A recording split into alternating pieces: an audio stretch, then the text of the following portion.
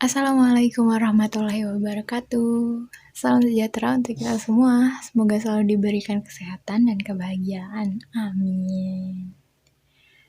Pada kesempatan kali ini, saya akan memaparkan materi mengenai budaya organisasi.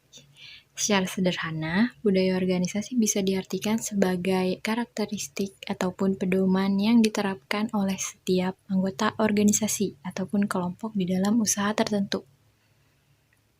Perlu digarisbawahi bahwa budaya ini memiliki peranan yang sangat amat penting dalam memotivasi dan juga meningkatkan efektivitas kerja suatu organisasi, baik itu di dalam jangka pendek ataupun jangka panjang. Selain itu, budaya organisasi juga bisa dijadikan sebagai alat dalam menentukan arah organisasi dan juga mengarahkan apa yang boleh dan apa yang tidak boleh dilakukan. Tanpa diterapkannya budaya organisasi, maka performa setiap anggota di dalamnya tidak bisa dilakukan secara maksimal. Untuk itu, budaya organisasi memiliki peranan yang penting dalam setiap organisasi atau perusahaan. Agar lebih memahami secara mendalam, mari kita simak sama-sama penjelasan lengkapnya berikut ini. Pengertian dari budaya organisasi.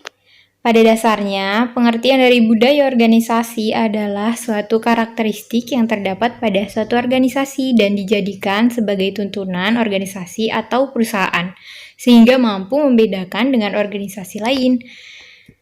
Itu artinya, budaya organisasi adalah suatu norma dan juga nilai-nilai perilaku yang dipahami serta diterima oleh seluruh anggota organisasi dan digunakan sebagai dasar dalam aturan perilaku di dalam sebuah organisasi atau sebuah perusahaan.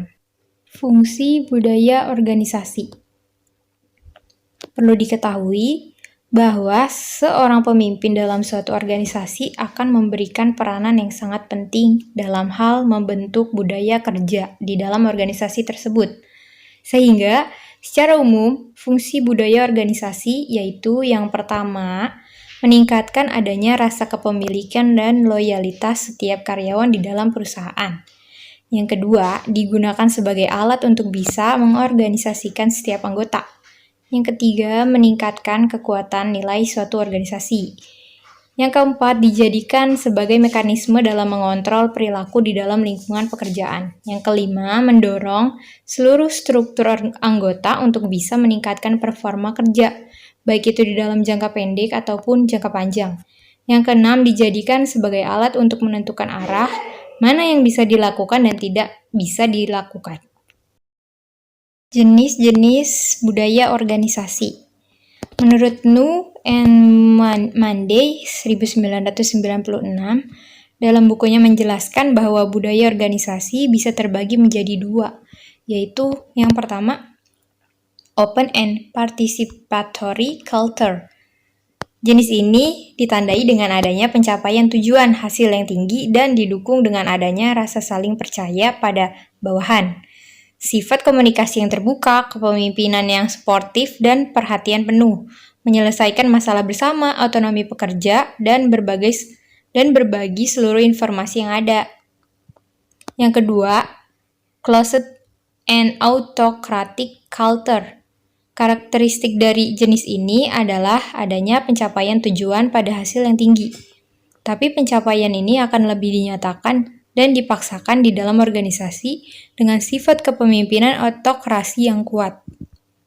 Setelah mengetahui pengertian, fungsi, dan jenis budaya organisasi, selanjutnya kita akan membahas contoh nyata dari budaya organisasi tersebut.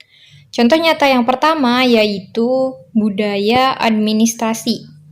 Budaya administrasi di dalam suatu organisasi sangat diperlukan, seperti dalam hal surat menyurat, masuk dan keluarnya barang, pendapatan gaji karyawan, dan hal lain demi memperlancar performa perusahaan. Yang kedua ada kedisiplinan. Budaya organisasi juga bisa berupa kedisiplinan, seperti dalam hal ketepatan dalam menyelesaikan pesanan pembeli, budaya ramah pada para pembeli, tidak telat datang ke kantor, dan lain-lain. Yang ketiga, pembagian wewenang yang jelas. Salah satu kunci keberhasilan suatu perusahaan adalah kemampuan perusahaan tersebut dalam hal membagi wewenang. Tanpa adanya pembagian wewenang yang jelas di dalam perusahaan, maka performa setiap anggotanya tidak akan maksimal karena mereka akan merasa kebingungan.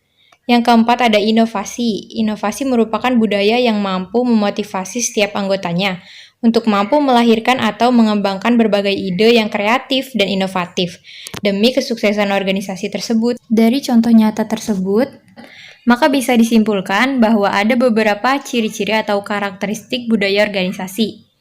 Yang pertama itu ada innovation and risk-taking. Inovasi dan juga pengambilan resiko merupakan suatu tindakan dalam melakukan inovasi dan mampu mengambil resiko di dalam proses inovasi itu sendiri. Yang kedua ada attention to detail. Perhatian yang lebih pada berbagai hal secara detail. Artinya, organisasi mengharapkan para anggotanya untuk mampu bekerja lebih detail, analisis, dan juga tepat pada sasaran. Yang ketiga, outcome orientation. Orientasi dalam hal manfaat, artinya pihak manajemen harus memiliki orientasi atau fokus pada hasil atau manfaatnya, dan tidak hanya fokus pada proses dalam memperoleh hasil yang diharapkan. Yang keempat ada people orientation. Orientasi pada anggota artinya pihak manajemen sangat memperhatikan adanya pengaruh ataupun manfaat dari suatu yang dihasilkan pada setiap anggota.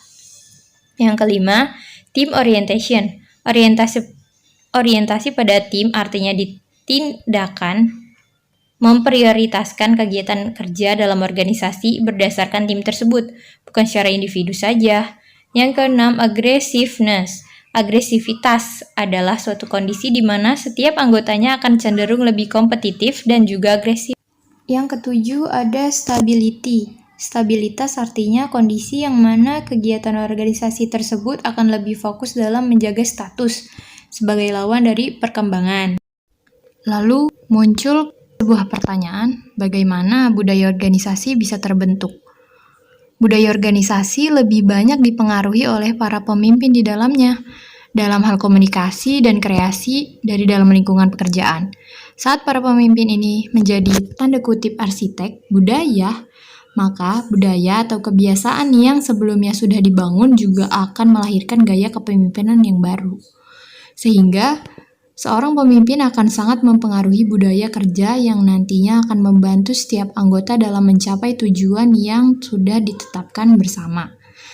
Lazimnya, seorang pemimpin mampu mempengaruhi dan dipengaruhi, membentuk dan dibentuk oleh adanya berbagai budaya atau kebiasaan di dalam lingkungan pekerjaan. Nah, kita sudah sampai pada slide terakhir dari pemaparan materi kali ini. Dan kesimpulannya adalah budaya perusahaan tidak muncul dengan sendirinya di kalangan anggota organisasi, tetapi perlu dibentuk dan dipelajari. Karena pada dasarnya budaya perusahaan adalah sekumpulan nilai dan pola perilaku yang dipelajari, dimiliki bersama oleh semua anggota organisasi. Pemahaman akan budaya organisasi sangat penting untuk para pebisnis maupun karyawan yang baru saja diterima pada suatu perusahaan.